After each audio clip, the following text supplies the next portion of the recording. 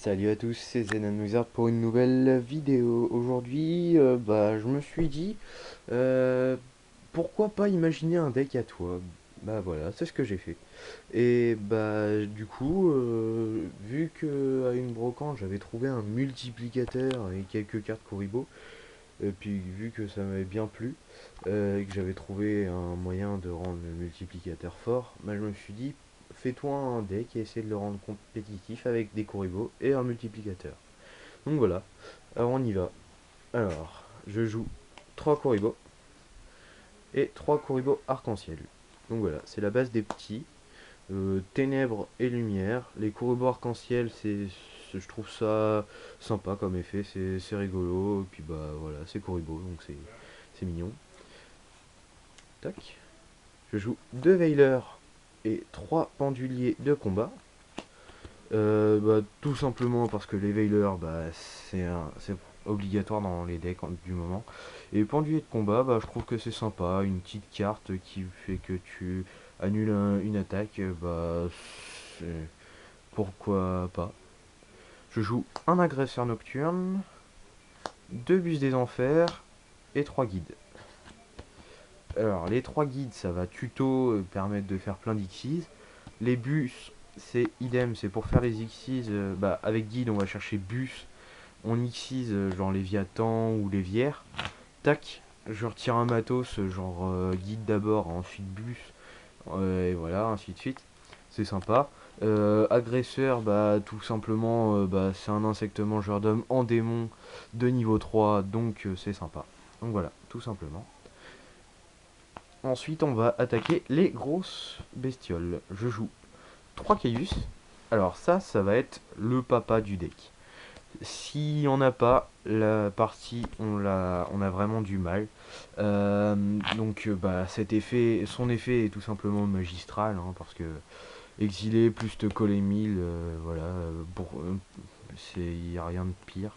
Bah, c'est un excellent monstre dans le paquet.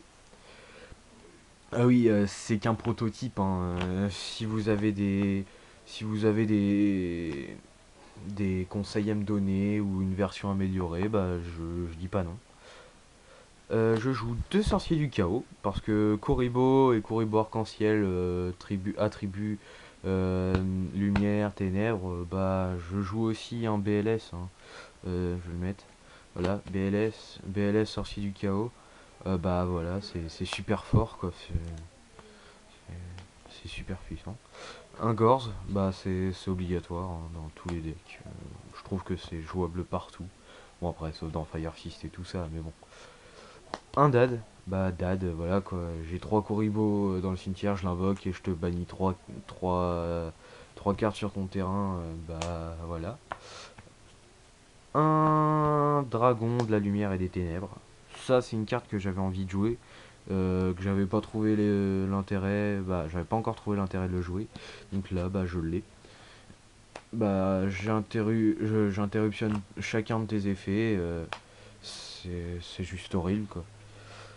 Ensuite je joue un Raviel et un Obélisque. L'Obélisque est faux, hein, je sais, mais bon, j'ai que ça, et puis pour l'instant on va faire avec.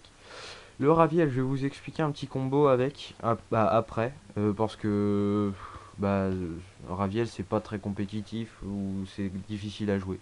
Donc voilà. Euh, euh, Obélisque, tout simplement parce qu'il est super puissant. Alors là, on va passer aux cartes magie et pièges. J'ai pas compté le nombre de monstres. Je crois que le deck est aux alentours des 45 cartes, donc ça fait beaucoup. Va falloir que je trouve un moyen de l'épurer. Alors, je joue 2 contrôleurs d'ennemis. Je joue 2 typhons. Je sais pas pourquoi pas 3. À cause du nombre de cartes dans le paquet. Un trou noir, un livre de la lune. Je joue uniquement 2 pots de dualité parce que j'en ai que 2 en rab, et aussi parce que ce jeu est basé sur les invoques SP.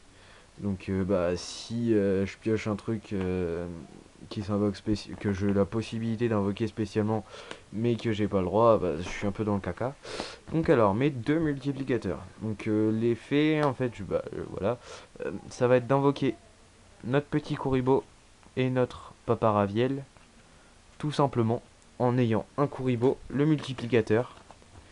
Ça va nous faire 5 jetons, ce sont des démons. Tac, j'invoque mon Raviel. Donc une 4000, bah voilà, hein, t'es un peu dans la crotte. Si tu fais une invocation normale, bah tu prends cher derrière. Donc voilà, c'est c'est le truc que j'avais envie de jouer. Et puis je me disais, bon, bah ça peut peut-être être compétitif. Après, bah c'est un deck à thème Koribo ou autre chose. Donc voilà. Deux bourses des âmes pour Obélisque, qui est tout simplement parce que la carte est super forte. Je sais pas pourquoi j'en joue pas trois. Et aussi, bah voilà. C'est un choix que j'ai fait, mais que j'ai pas trop. J'ai bah, je l'ai un peu fait à la va-vite. J'ai quand même un peu réfléchi à la base, mais voilà. Et pour les cartes pièges et magie, c'est pas compliqué. Deux forces de miroir, deux prisons dimensionnelles et une bottomless. Donc j'ai pas encore les cartes. Bah les cartes, je les ai pas, oui. Je les. Ouais, je dois certainement en chercher. Je vais en récupérer la moitié, sauf les Coribos, les Caius, et puis les cartes pièges. Le multiplicateur aussi, je les recherche, mais c'est pas prio en fait. Parce que ce deck là, c'est vraiment. J'essaie de le rendre compétitif, mais c'est que du fun. Donc le jeton, bah, c'est pour Gorz. L'extra deck est vraiment pourri, j'ai pas du tout approfondi le truc. Je joue tout simplement un Léviathan et un Lévière. Et la base synchro, bah ma base synchro c'est Ferraille, Stardust et Kalidor. Donc voilà. N'hésitez pas à me donner des conseils comme je vous l'ai demandé auparavant. J'espère que cette vidéo vous aura plu et que le concept du deck aussi. Donc voilà. À plus.